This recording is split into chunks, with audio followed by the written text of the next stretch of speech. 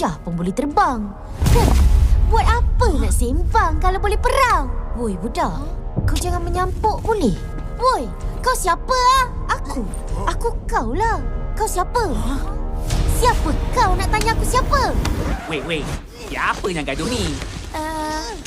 Apa kata korang berdua cantum semula? Nak cantum dengan muka ni? Weh, apa? Muka macam kau ni bersepahlah kat pasar malam. Orang buat cerita rompak baju tidur je lah. Aduh, korang ni. Janganlah gaduh. Sabar. Tenang. Siapa yang bergaduh ni? Kau lah. Oh, aku Weh, kau! Jom kita duel! Marilah! Aku mewakili tanah ayahku sendiri. Bobo Boy Ice dari Puak Salju. Sejak bila ini tanah air kau? Baiklah. Aku mewakili moyangku, Panglima Pairapi. Bobo Boy Blaze dari Puak Bara. Sejak bila kita ada pertalian darah?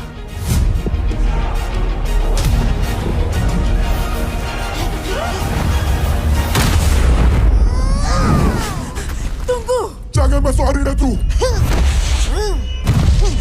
Kalau tak, diulakan!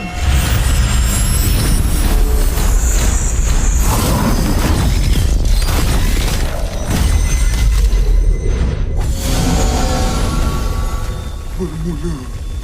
Ayah, apa korang buat ni? Korang sini untuk berdamai, bukan bergaduh. Jangan risau, Wiji. Pertarungan ni akan selesai dalam masa yang singkat. Kalau Panglima Yanari perlu 10 langkah, aku cuma guna 7 je untuk kalahkan kau, Ice.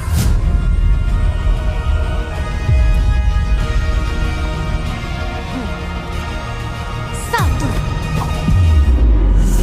Tinju berapi.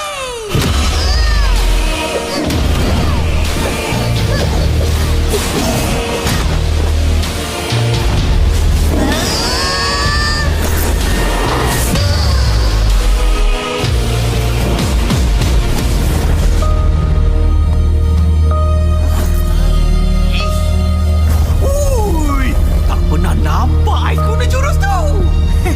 Lemah.